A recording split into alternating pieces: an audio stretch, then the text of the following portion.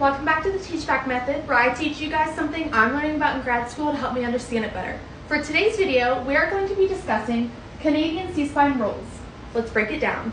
The Canadian C-spine rules are a set of inclusion criteria that clear specifically for a cervical fracture.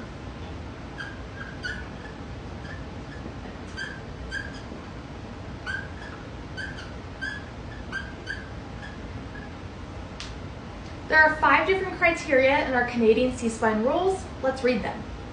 The first one, is our patient over the age of 65 years old?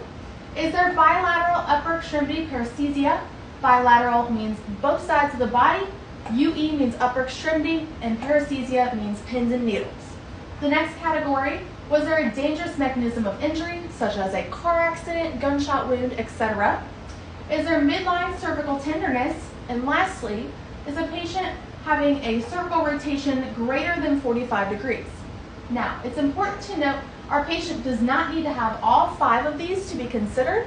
The patient only needs to have any one of these. They can have more than one, etc., but they need to have at least one, and they will be referred for a radiograph. There's another set of conditions that tell us the same thing or indicate if our patient should have a radiograph done. That one is called nexus criteria. I have already made a video over nexus criteria, so feel free to go check that out. I want to compare the two for a second.